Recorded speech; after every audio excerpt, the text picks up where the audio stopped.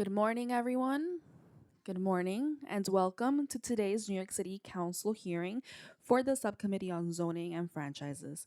If you would like to testify, you must fill out an appearance card with one of the Sergeant at Arms in the back of the room, even if you signed up already online. At this time, please silence all electronic devices. Please silence all electronic devices, and no one may approach a dais at any time during this hearing. Chair, we are ready to begin. Good morning and welcome to the meeting of the Subcommittee on Zoning and Franchises. I am Councilmember Farah Lewis, Chair of the Subcommittee this morning. I am joined by Council Members Carr, Thomas Henry, Justin Sanchez, Elsie Encarnacion, Amanda Farias, Lynn Showman. Let me not forget anyone else. All right, that's everybody. Today, we are holding 3 public hearings on the following proposals: 20 Berry Street in Industrial Rezoning in Councilmember Ressler's District, Allen Street demapping in Councilmember Marte's District, and 1325 Avenue of the Americas text amendment in Councilmember Maloney's District. We are also scheduled to hear a residential rezoning known as the Hamilton Avenue, but this proposal is laid over and will be heard at a future date. This meeting is being held in hybrid format. Members of the public who wish to testify may testify in person or via Zoom. Members of the public wishing to testify remotely may register by visiting the New York City Council website at www.council.nyc.gov/landuse to sign up, or for those of you here in person, please see one of the Sergeant at Arms to prepare and submit a speaker card. Members of the public may also view a live stream broadcast of the meeting at the council's website. When you are called to testify before the subcommittee, if you are joining us remotely, you will remain muted until recognized by myself to speak. When you are recognized, your microphone will be unmuted. We will limit public testimony to 2 minutes per witness. If you have additional testimony that you would like the subcommittee to consider, or if you have written testimony that you would like to submit instead of appearing in person, please email it to landusetestimony@council.nyc.gov. Written testimony may be submitted up to 3 days after the hearing is closed. Please indicate the LU number and/or project name in the subject line of your email. We request that witnesses joining us remotely remain in the meeting until excused by the chair, as council members may have questions. Lastly, for everyone attending today's meeting, this is a government proceeding and decorum must be observed at all times. Members of the public are asked to not speak during the meeting unless you are testifying. The witness table is reserved for people who are called to testify, and no video recording or photography is allowed from the witness table. Further, members of the public may not present audio or video recordings as testimony, but may submit transcripts of such recordings to the Sergeant at Arms for inclusion in the hearing record. I will now open the public hearing on LU number 41 regarding 1325 Avenue of the Americas text amendment proposal in Midtown Manhattan in Councilmember Maloney's district.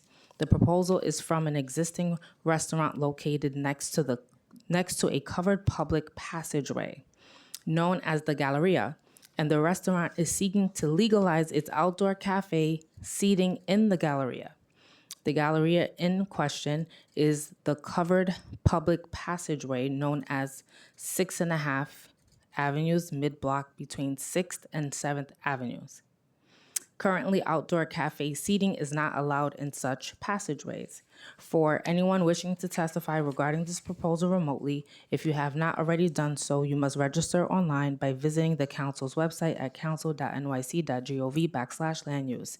For anyone with us in person, please see one of our Sergeant at Arms to submit a speaker card. If you prefer to submit written testimony, you can always do so by emailing it to landuse.testimony@council.nyc.gov.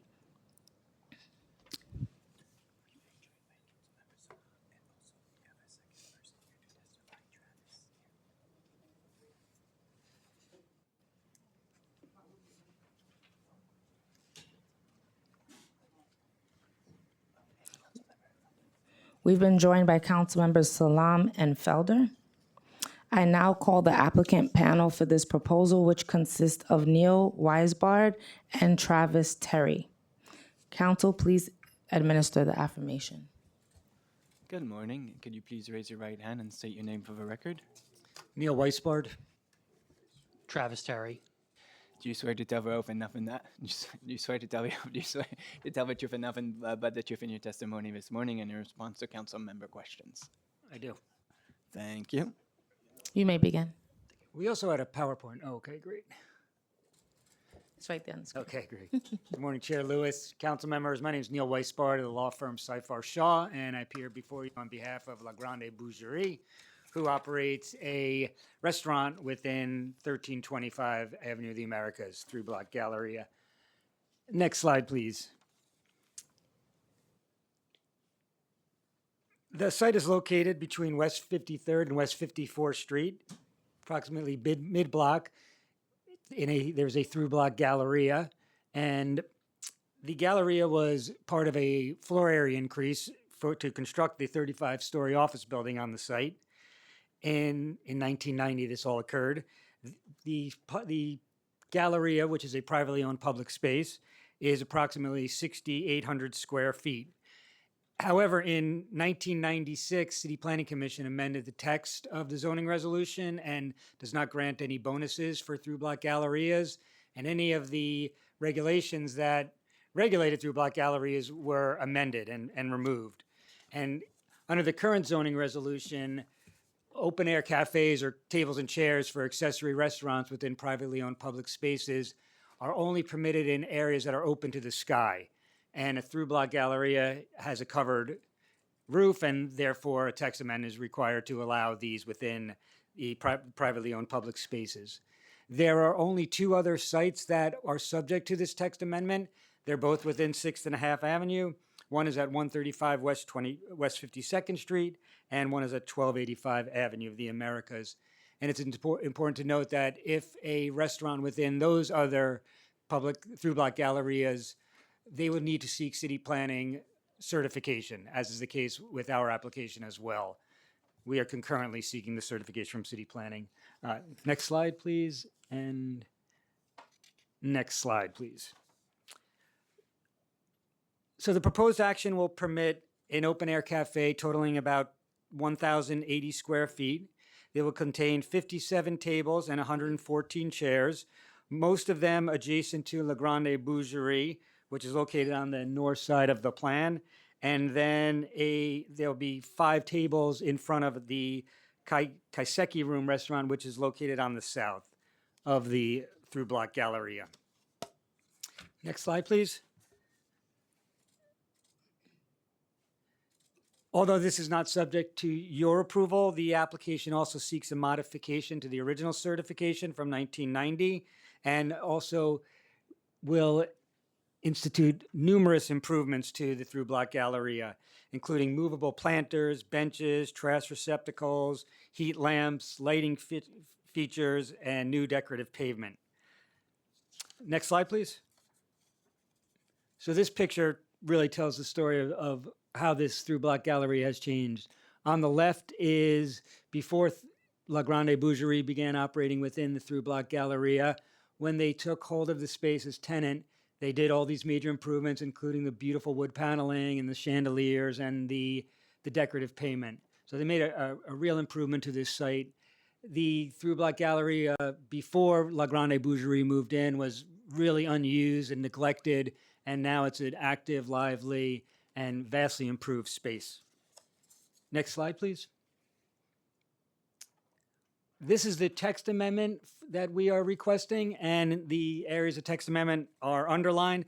And basically, it just states that open-air cafes now can seek a certification from city planning, and that certain obstructions are permitted, including movable planters and the fact that an open-air cafe does not need to be open to the sky.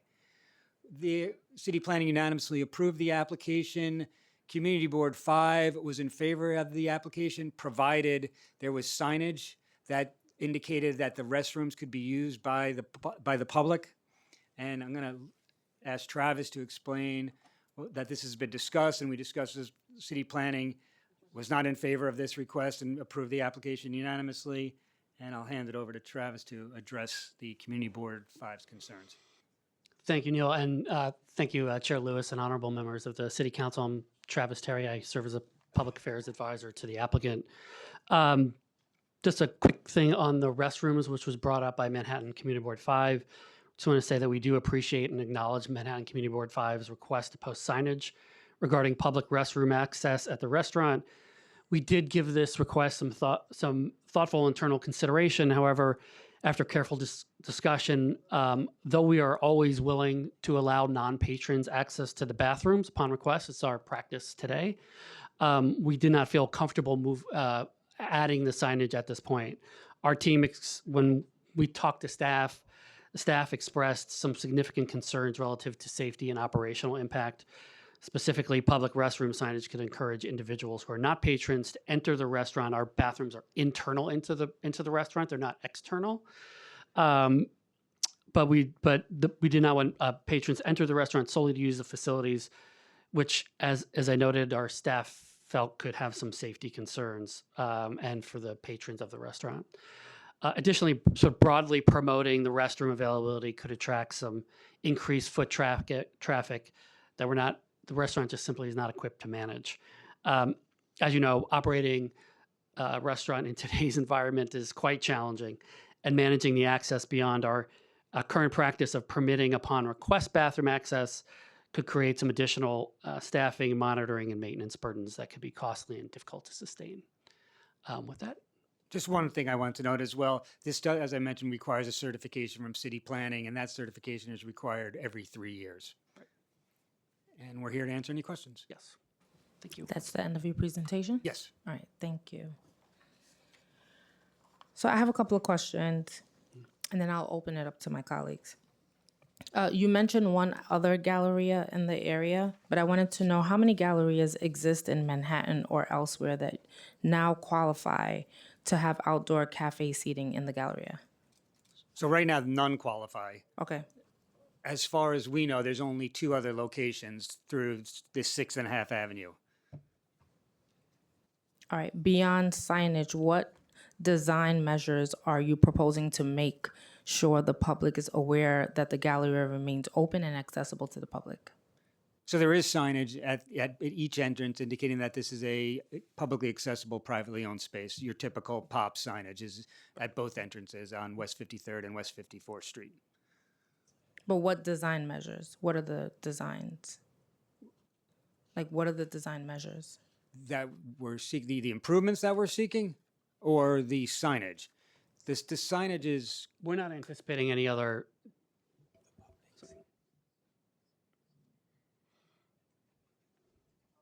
To improve the public's access to the space regarding the design. So there's the signage part, which Right. you've answered that question, but we're talking about the design part Put up that for Yeah, public so- accessibility. The slide might help because it shows that this is a publicly accessible galleria. That's not going to change. That's going to be It remains the permanent. same. It's just the restaurant is only a portion of it.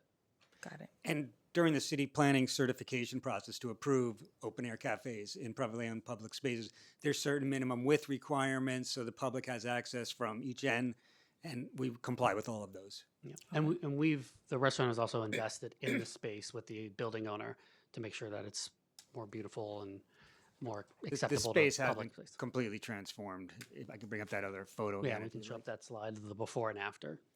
Okay. Thank you. Do any of my colleagues have questions? No? Councilmember Encarnacion? Hi, hello. I know you mentioned that the community board was opposed because of the restrooms. It seems like the borough president as well. The borough president approved with a condition that we look at the potential signage for the public restrooms. And so that would still be a no for that. Even though this is a public space, the seating would only be for people that are using the restaurant, right? The restrooms are currently available upon request by people who aren't eating at the restaurant. Right. But the seating there would be for people only.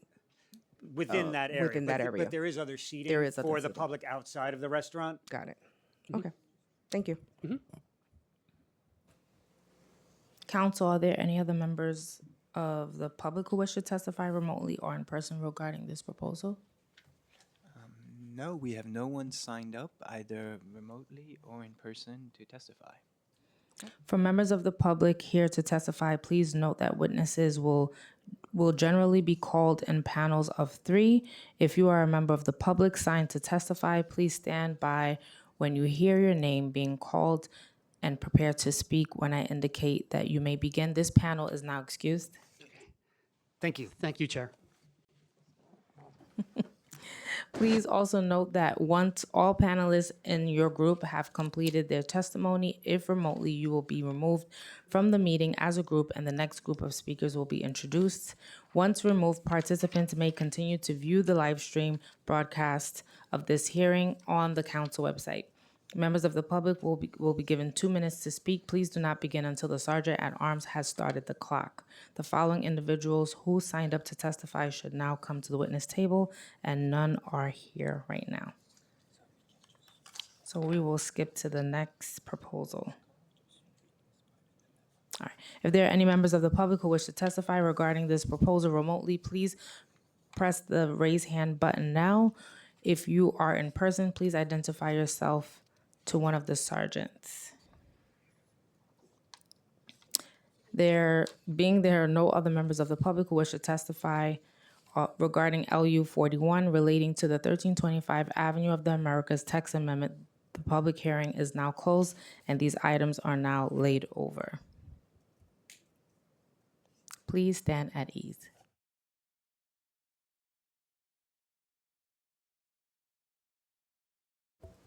I will now open the public hearing on LU's numbers 42 and 43 regarding the Allen Street demapping in the Lower East Side in Councilmember Marte's district. The Department of Parks and Recreation is seeking to demap a portion of the median along Allen Street and map parkland to facilitate the activation of the median. Parks is also seeking a text amendment to maintain Allen Street as a wide street.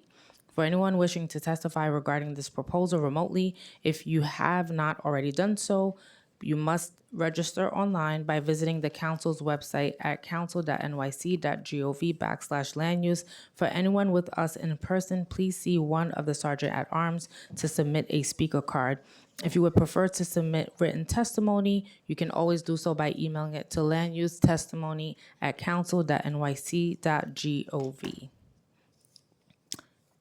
I now call the applicant panel for this proposal, which consists of Antonio Mikalakis, all right, Alexander Hahn, Lindsay Scott, and Gabriela Capo.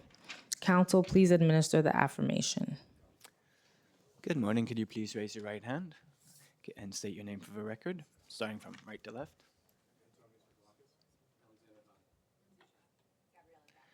Do you swear to tell the truth and nothing but the truth in your testimony this morning and in response to council member questions? Thank you.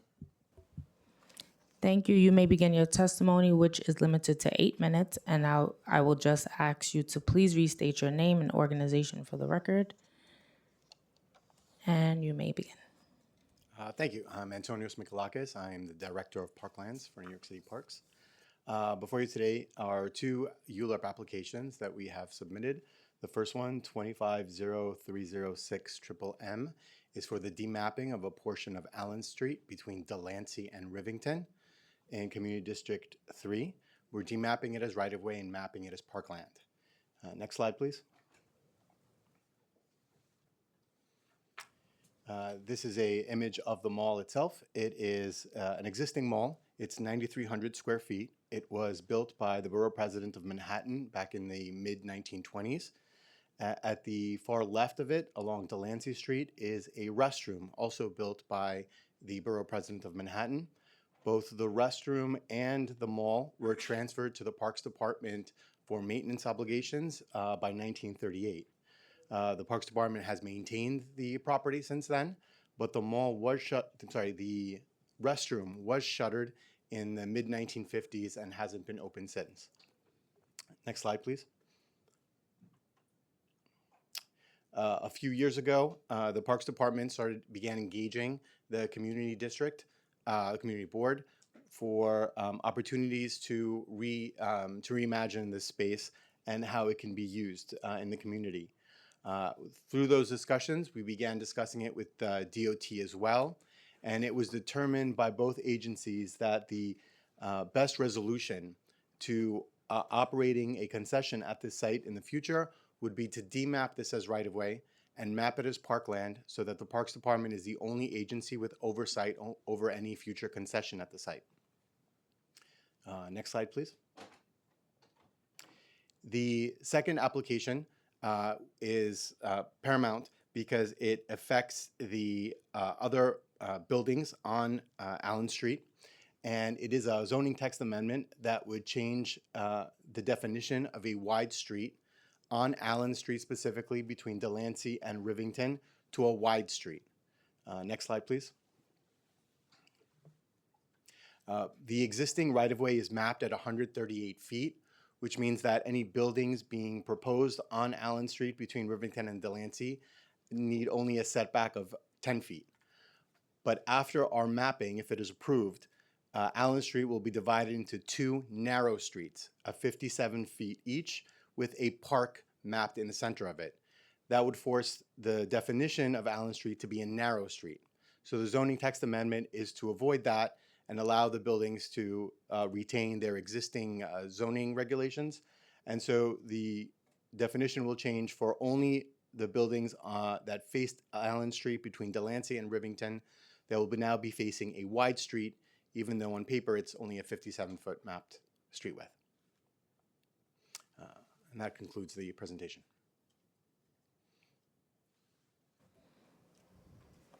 Thank you. We've also been joined by council members Marte and Ressler. I have a couple of questions. Hold on.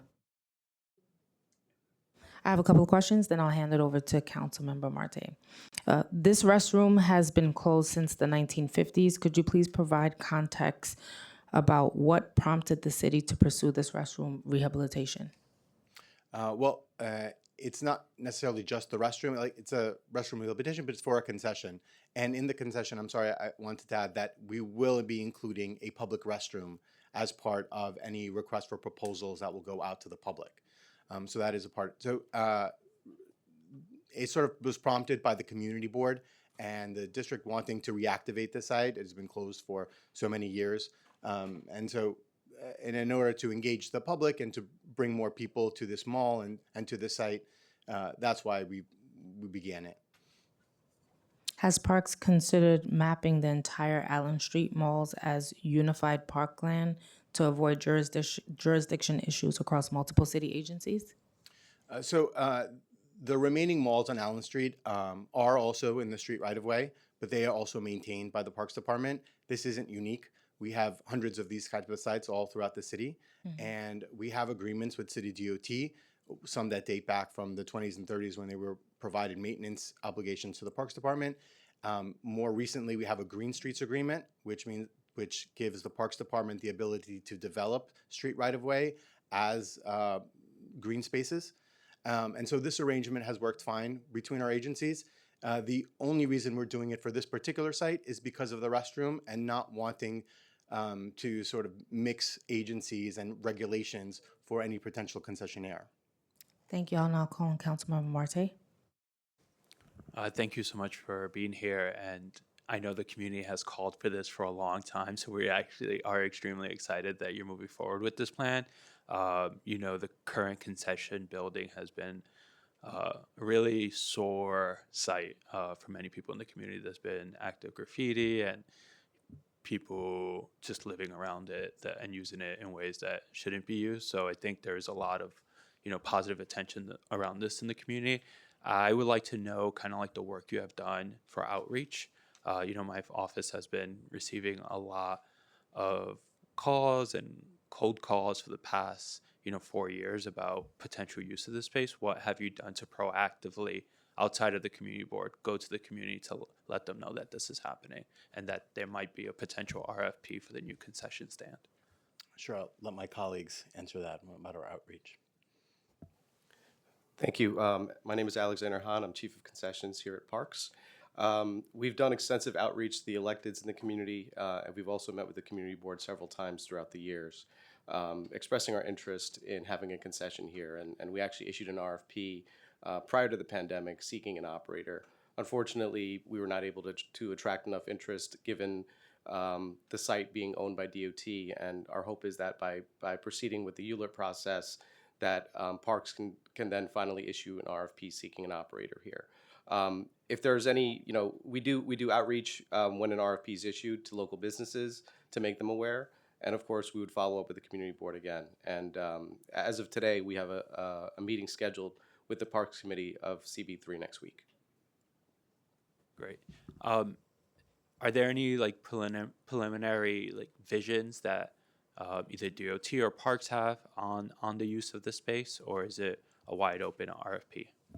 The RFP is primarily for food service. All uses on Parks property need to be Parks appropriate uses. So food service is a tried and tested appropriate use of parkland. And what we'd be seeking in broad strokes is an operator to come and renovate the structure to include public restrooms, and then program the space north of the building up to Rivington Street with seating that would be available for the public as well. Two more questions. So there's no demolition of the building, right? It's only renovations to the actual structure. Right now, the RFP is seeking a renovation, though we are leaving the option open for anyone, to propose whatever their vision for the space may be. Yeah. And the rest of the mall, especially as you get closer to Rivington Street, is quite unsafe. And I think it probably breaks a lot of ADA laws. Would you require the new RFP winner to invest in fixing that pavement, or would this have to be the work between DOT and Parks? All concession RFPs require for the concessionaire to make the concession to be ADA compliant. Even going further off to the street, right? Because the building itself is like 10 feet away from Delancey. Would you make the new concession owner fix the whole malls, or just on Delancey Street? It's really based on the proposal that we receive and the licensed premises that we identify in the agreement. Within the licensed premises, there's an ADA requirement for the concessionaire to complete. Okay, so I'll just finally just add, if they make the Delancey side ADA accessible, we would love to have Parks or DOT or whoever manages the concession to also fix the rest of the park so it can be ADA accessible on both sides of the building. Understood, and we'll take that suggestion internally and have those conversations as we further develop the RFP. All right, thank you. Council, are there any members of the public who wish to testify remotely or in person regarding this proposal? No, Chair, this time we don't have anybody signed up in person or online. All right, so this panel is now excused. Thank you so much.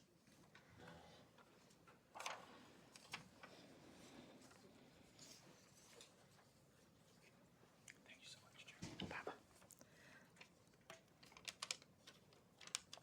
Last call, if anyone is here to testify. If there's any members of the public who wish to testify regarding this proposal remotely, please press the raise hand button now, or if you are in person, please identify yourself to one of the sergeants. Being there are no members of the public who wish to testify regarding LUs 4243 relating to the Allen Street demapping proposal, the public hearing is now closed and these items are now laid over. I will now open the public hearing on LUs numbers 38, 39, 40 regarding the 20 Berry Street industrial rezoning proposal in Williamsburg, Brooklyn, in Councilmember Rester's district. The proposal involves a zoning map and a zoning text amendment together with a special permit. Applicant is seeking to build a mixed commercial and industrial building. The special permit would provide the project additional density in exchange for ensuring that a portion of the new building is reserved for industrial uses. For anyone wishing to testify regarding the proposal remotely, if you have not already done so, you must register online by visiting the council's website at council.nyc.gov/land use. For anyone with us in person, please see one of the sergeant at arms to submit a speaker card. If you would prefer to submit written testimony, you can always do so by emailing it to landusetestimony@council.nyc.gov. I now recognize Councilmember Ressler for remarks. I'm good. Let's just jump in. Thank you, Chair. Thank you. I will now call the applicant panel for this proposal, which consists of Howard Goldman, Jay Volgora, and Chris Havens, and Hadi Hatjar. Thank you, Councilmember Resser. Council, please administer the affirmation. Okay, good morning. First, I'm checking that you don't have any other presenters. Are any of your presenters on Zoom? Mr. Hajar is supposed to. Please, yes, thank you. Mr. Hajar was very much looking forward to coming this morning. He's the property owner and he's the business operator on the site. Unfortunately, he couldn't make it this morning, so we're here. Okay, that's fine. I just wanted to double check who we're swearing in. So could you please raise your right hand? Could you please state your name for the, pardon? Oh, okay, well, 1 second. Let me first administer the oath, and then when we turn over to council members, you can raise any concerns. Please raise your right hand, and could you state your name for the record? Howard Goldman. Jay Valgora. Thank you. And do you swear to tell the truth and nothing but the truth in your testimony this morning and in response to council member questions? Yes. I do. Thank you. Thank you. You may now begin your testimony, which is limited to 8 minutes. And I will also ask to please restate your name and organization for the record during your presentation. You may begin. And Madam Chair, could I just ask a favor? Since I'm tight on time, could we ask for brevity in the presentation?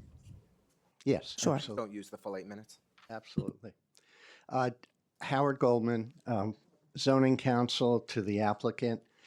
Apologies that Mr. Hajar is not here. I will be honest with you all. I got a text from Mr. Hajar, our client. He says, I am at 250 Broadway in Brooklyn. So that's why he's not here. You could today. continue with your presentation. It's limited. I'm going to turn it over to Mr. Valgora, who's the architect for the project. Well, in the interest of the councilman's comment, let's just go forward and I'll try to take you through the project quickly. We think it is an extraordinary project. If we go to the next, so there's a series of proposed zoning actions that deal with height, setback, and a public plaza and so forth. We're really looking to create a wonderful mixed-use project in the neighborhood of Williamsburg, on 20 Berry Street. Next. And so this shows the location and it shows how we're looking to, slightly change the zoning map as per the details you have next. I'll try to keep it quite quick, Councilman.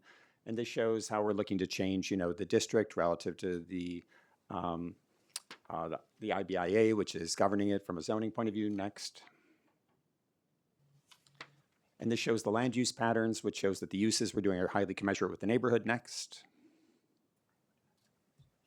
And this shows how there are other text amendments that have been made in the surrounding neighborhood that are also commensurate with the text amendment we are seeking, so it's in context with the neighborhood. Next. And then we think there are a whole series of community benefits that include public spaces, open spaces, which will be in perpetuity. It's directly opposite McCarran Park, where there's been some wonderful improvements planned lately. And so we think this is going to be very important, where there are public spaces that are associated with it. We'll show you that, as well as it's going to create jobs and promote manufacturing uses, which is a key part of the request, actually, and that's mandated. Next. This is the site today, which is really just one-story building. So this isn't an applicant who's like a big-time developer. This is somebody who invested in this neighborhood for years, has built his business in this neighborhood. This neighborhood has transformed where it used to be suitable to have it just be, one-story warehouse spaces. Even then, he brought in local artists and so forth to do it. And today, after many years of owning this property, he is looking to invest in the neighborhood further and create something that is more commensurate with the character of this community. Next. So this is the proposed massing. It's been very carefully considered and it's been worked out closely with city planning, where it has a very detailed massing. It's set back very much from the park. It has small pavilions. It has small street-facing retail and street activation. The larger massing is set back against the William Vale Hotel, which is much, much larger. So we think this has been carefully done and it actually engages the park. Next.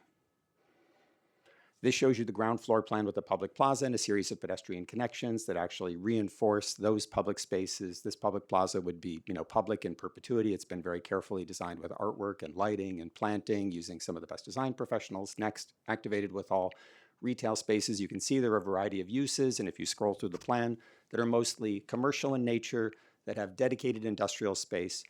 We worked with Evergreen, which is a nonprofit community group that's heavily involved in industrial space, and they gave us all kinds of input relative to service and heights and the things necessary for that. We worked with Chris Havens to ensure that we could get small, local Brooklyn retailers. This shows the public spaces, the green areas, the trees. Next. Councilman, I'm going to just rush through this to hand it back to you, and this shows the green areas and public spaces. We really tried to create something that would be very special. Next. And this shows some of those open spaces. Keep going with small scale retail, green spaces. These are perspectives that show the massing of it, very high quality materials using brick, breaking down the massing at the base so it relates to the neighborhood, creating green spaces that are an extension of the park, the future park improvements. Next. These show that open space on that plaza, multiple levels, how it breaks down in scale, how it opens to the south. Next. And this shows how it's very, very active from the street. Got great feedback from the community, from the whole process. Very, very positive feedback from city planning. Next. And some details of that. Next. And then the public space with lighting, greenery, deals with kind of the riparian landscape that was originally here, an extension of McCarran Park. Next. And also incorporating public artwork and things like that, which the client has done from the beginning. We want to work with local muralists to activate the spaces. Next. And we'll hand it back to you and answer any questions you have. Thank you. And sorry, I'm Jay Belgora. I'm principal of the Studio of Architecture. Should have said that at the beginning. Thank you. Thanks, That was everybody. the fastest presentation I've ever seen. I'm going to ask a quick question and then hand it over to Councilmember Resser. The special permit is intended to incentivize the construction of a mixed-use building with required industrial uses. What is your tenanting strategy for the required industrial space? And do you have any particular businesses or types of businesses in mind? I'll start with that. Well, first of all, there is a broker, Chris Havens, who's been involved with the project. He's worked with us every step of the way. In particular, for the manufacturing uses, we did get the detailed input of the nonprofit Evergreen, which actually specifically deals with advocacy for small manufacturing, quote, maker uses, which is promoted by the zoning. There's a range of uses, could be distilleries, furniture, makers, small crafts operations, things like that. So we built all that into it. We can't get actual leases, until the project is approved, because as a practical matter, the market won't respond to that. But we don't think we're going to have a problem because we worked with Evergreen and they work with these organizations. So if we get approval and go forward with it, we're highly confident that we can actually lease that up. In addition, the other retail spaces around it are all small scaled. It's very important as we worked with Chris. He actually thinks those are better uses, but I think that promotes kind of local Brooklyn retailers. We're not looking at big chains, things like that. We're looking at small local retailers, which we think suits this neighborhood and this community and supports that. Thank you. I'm going to hand it over to Councilmember Resser for questions. Thanks so much, Chair Lewis. And I want to welcome Lena back. I haven't seen you. Congratulations. Nice to have you back. These are the important things. Okay. Hadi is a longtime member of our community and has been a good neighbor and a good business owner in our community, and think that the broad strokes proposal here is a positive one. I do want to just follow up on the chair's question. We've approved other IBIA models in this immediate area, and unfortunately, much of the space remains vacant for buildings. I don't know if that was me. Could you just go a little bit deeper? I know Chris has worked on this, and I pushed him on this in our conversations previously, but just on the record, why you're so confident that we can actually activate the space in this building, despite the soft office market that we're seeing, despite the challenges in renting out light manufacturing industrial space in this immediate area? Sure. Well, first of all, we recognize the councilman's concern and appreciate actually the input and help he's given us along the way, to help us try to craft the project and make it better. Speaking for Chris a little bit, I changed the footprint of the building. Speaking as an architect, my father worked in manufacturing and actually lost his job, and I had to get a scholarship in order to finish my architecture degree. So actually, it's very meaningful for me when I grew up in an industrial community in Buffalo. So I appreciate the interest and the concern. We designed it as a series of smaller spaces that could be subdivided. So some of the problems that some of the other projects, like over on Kent Street, is they have really big footprints.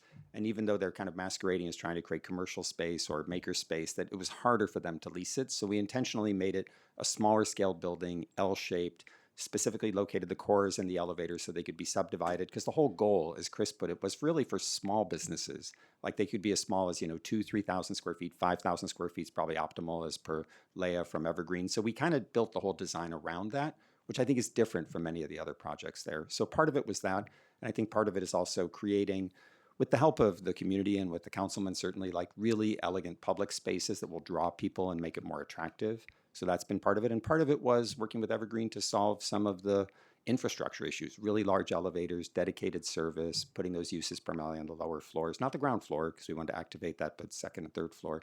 So I think those things are going to help, and they're different than the other projects. Great. Few, hopefully brief questions. You've been in conversation with 32BJ. I know. Can you speak to Hadi's conversations there and how that's progressing? It's important, whenever possible, to ensure that we have really good jobs that are being created in the building, and interested to understand where that stands. So Hadi has reached out to 32BJ. They actually had a meeting scheduled a week or two ago, and it was postponed at 32BJ's request, but they're in the process of rescheduling. Okay. I'd like to make sure that that happens immediately. Understood. Thank you. I appreciated in your drawings that you built out the park space across the street. We've put $15 million into redeveloping that park with a massive green infrastructure project below, one of Park's largest sustainability initiatives in the city right now. Where the scoping meeting is in 2 months. The folks that will be working in your building every day will have a real impact on the park. And so just want to make sure that the developer understands that as the community's growing, as you're bringing more people into the neighborhood, that there's an expectation to support that neighborhood and hopefully provide an opportunity to support the park. Is that something that you're willing to work with us on? Yes, absolutely. Hadi is anxious to continue discussions about how he can help the park. Terrific. One of my major safety concerns in the area is how we always coexist between the industrial, manufacturing, commercial businesses and the residential community. We have I think it's the second longest open street in New York City that abuts your property going up to North 12th and Berry. But for people who are biking into Greenpoint beyond there, it gets pretty treacherous pretty quickly. We would like to see some redesign of that portion of Berry into Nassau heading into Greenpoint, and would love your all's collaboration and support on that effort. Yeah, the client is fully in support of doing that. He's not happy with the traffic situation either. Great. And as an avid cyclist, we'd love to We've work had with preliminary conversations with DOT about reversing traffic from North 12th to North 14th, and we think that could be a good way to ensure that trucks are able to get in and out of the neighborhood, but it's safer for everyone and hopefully with a two-way protected bike lane. So we look forward to hopefully working on that together. And then similarly, this building is within the catchment area for the new Northside Business Improvement District that we're working on. And so we're just wanting to make sure that everybody who's building in the community, who's going to be bringing a lot of new businesses to the community, understands the value that the bid will bring. Does Hadi have a position on the bid? He's on board with the BID. Terrific. And then lastly, creating a couple 100,000 square feet of commercial space, excited about supporting light manufacturing, small commercial businesses, all of the vision of what you're all hoping to achieve here. Would love if there was an opportunity for us to identify nonprofits as well that could have a home here. Is that something you're willing to work with us on? The answer is yes. Right. Okay. Well, I have to say, I think this is a positive project. I think it's always a beautiful thing when somebody from our community who's done work for decades in our community wants to continue to see our community grow. I think that's a really wonderful model. So thank you, gentlemen, for the presentation today. And I hope Hadi's having a good time in Williamsburg somewhere. I don't know if you've calmed down Councilmember Felder, but I'm in an okay place.